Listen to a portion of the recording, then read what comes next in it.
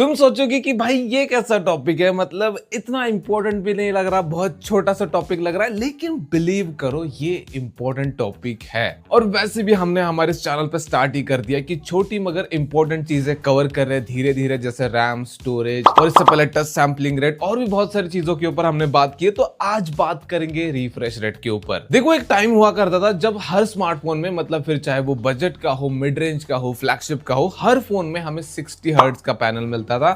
वहां पर कोई कंपटीशन नहीं था। लेकिन फिर टाइम के साथ 90 हर्ट्ज, 120 हर्ट्ज, फिर 144 हर्ट्ज, 165 हर्ट्ज, 180 हर्ट्ज और 240 हर्ट्ज तक हम जा चुके हैं। उसके ऊपर भी जाएंगे अभी। तो जैसे जैसे ये नंबर बढ़ते जा रहे हैं वैसे वैसे मन में एक लालच जागता जा रहा है कि यार बड़ा वाला नंबर होगा उतना बेटर होगा ना। लेकिन क्या सच में हमें उतने बड़े नंबर की जरूरत है? आज के टाइम पे 120 हर्ट्ज एक स्टैंडर्ड हो चुका है, जैसे पहले 60 हर्ट्ज था।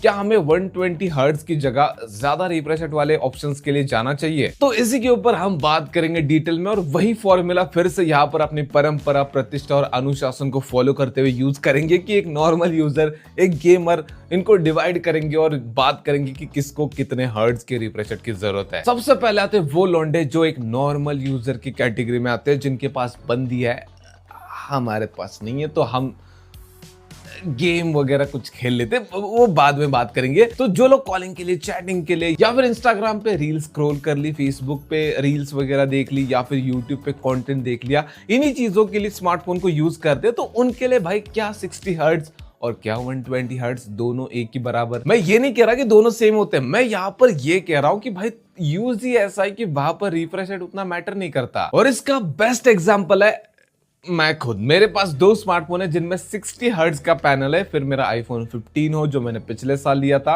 या फिर उससे पहले का Realme X2 हो। लेकिन अब ये मत बोलना कि बंदर क्या जाने अदरक का स्वाद, तुमने कभी 120 हर्ट्ज यूज ही नहीं किया। मैंने 120 हर्ट्ज, 144 हर्ट्ज सब कुछ यूज किया है, काफी लंबे टाइम तक यूज किया है, तो मैं बता सकता हूँ भाई क्या डिफरेंस नोटिस किया मैंने। जैसे कि मैंने फिर से कहा कि भाई यहाँ पर मैं ये नहीं कह रहा कि दोनों में डिफरेंस नहीं है, लेकिन अगर तुम एक टाइम पे एक ही फोन यूज कर रहे हो, मतलब 60 हर्ट्ज पैनल वाला तुम्हारे पास फोन है, और साथ में कंपेयर करने के लिए कोई 90 hertz, 120 hertz, 144 hertz refresh rate वाला फोन नहीं है, तो तुम्हें 60 हर्ट्ज से इतनी तकलीफ नहीं होगी, तुम आराम से अपना काम निकाल लोगे। हाँ, लेकिन तुम जब साइड बाय साइड चेक करोगे, या फिर पहले तुमने 60 हर्ट्ज वाला पैनल यूज किया, फिर उसके बाद तुम 120 हर्ट्ज पे चले गए, तो तुम वहां पर नोटिस करोगे डेफिनेटली डिफरेंस। या फिर तुम उल्टा करते हो कि पहले 120 हर्ट्ज यूज करते हो, फिर उसके बाद 60 हर्ट्ज पे जाते हो, तो तुम्हें लगेगा कि भाई ये थोड़ा सा स्लो फील नहीं हो रहा। लेकिन मेरा कहने का मतलब बस इतना है कि एक्सपीरियंस को अगर हम साइड में रख दे, तो जो काम हम करते हैं भाई एज अ नॉर्मल यूजर, वो 60 हर्ट्ज का पैनल भी कर देगा। लेकिन मैं कहूंगा कि आज के टाइम पे जो 120 हर्ट्ज का एक स्टैंडर्ड बन चुका है, उसके ऊपर तुम रह सकते हो। 120 हर्ट्ज मोर देन इनफ है मुझे लगता है,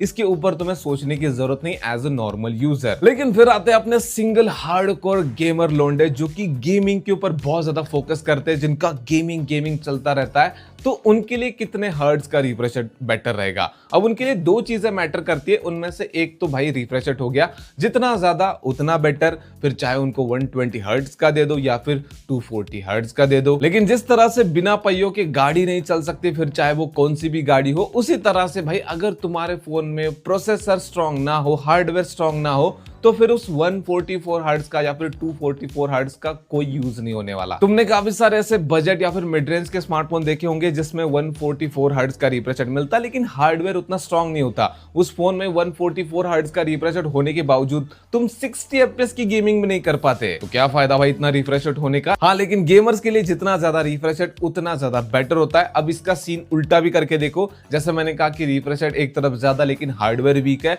दूसरी तरफ तुम्हारे पास हार्डवेयर बहुत ज्यादा स्ट्रांग है लेकिन रिफ्रेश रेट कम है, जैसे आईफोन के केस में होता है। यहां पर भी फिर से अपना एग्जांपल डाल देता हूं। मेरे पास आईफोन 15 है, उसमें 120 एफपीएस में गेम आराम से चल जानी चाहिए, लेकिन रिफ्रेश रेट 60 हर्ट्ज का है। लेकिन ऐसा तो नहीं कि भाई हर साल नए नए रिफ्रेश रेट आते जाएंगे, अगले साल 360 हर्ट्ज का आ जाएगा, तो क्या हर साल गेमर्स बदलते रहेंगे? एक स्टैंडर्ड वहां पर तो सेट करना पड़ेगा। मेरे हिसाब से आज के टाइम पे जो मोस्टली गेम आते हैं वो अभी बस स्विच कर रहे हैं 144 एफपीएस में, तो अगर तुम्हारे पास 240 हर्ट्ज का रिफ्रेश रेट है भी, तब भी उस फोन में अगर कोई गेमिंग चिप वगैरह आती है तभी तुम्हें उसका एडवांटेज मिल सकता है, अगर वो ब्रांड तुम्हें सॉफ्टवेयर के थ्रू हायर एफपीएस की गेमिंग दे रहा है। लेकिन वो हार्डवेयर बेस्ड नहीं होगा, वो सॉफ्टवेयर बेस्ड होगा। तो अगर तुम एक हार्डकोर गेमर हो तो मेरे हिसाब से 144 हर्ट्ज वो एक रिफ्रेश रेट है जिसको एज अ स्टैंडर्ड हम रख सकते हैं। लेकिन अगर तुम्हारे फोन में 120 हर्ट्ज का रिफ्रेश रेट है तो ऐसा नहीं कि भाई तुम्हें अभी 5 दिन में नया फोन लेना पड़ेगा। 120 हर्ट्ज भी भाई आज के टाइम पे ज्यादा यूजेबल है,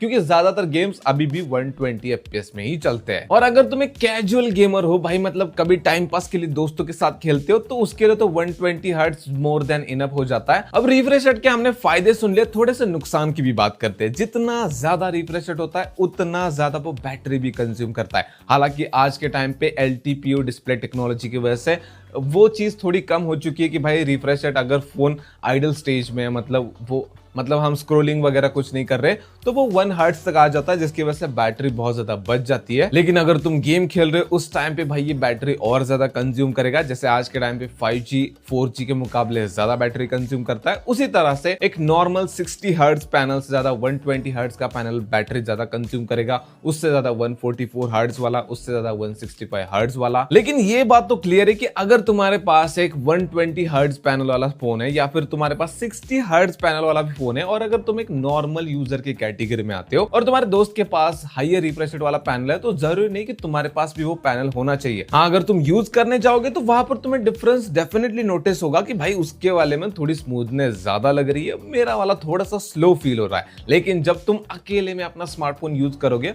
तो वो चीज इंस्टेंटली गायब हो जाएगी, तुम्हें वो चीज मैटर नहीं करेगी। तो मेरे हिसाब से एक टाइम पे जैसे 60 हर्ट्ज का पैनल हर जगह पे स्टैंडर्ड हो चुका था, उसी तरह से मुझे लगता है आज के टाइम पे 120 हर्ट्ज का पैनल स्टैंडर्ड बन चुका है। बाकी इसके ऊपर तुम्हारे थॉट क्या है तुम डेफिनेटली कमेंट में बता सकते हो। वीडियो पसंद है तो वीडियो को लाइक कर देना, चैनल को सब्सक्राइब कर देना। मिलते हैं नेक्स्ट वाले वीडियो में।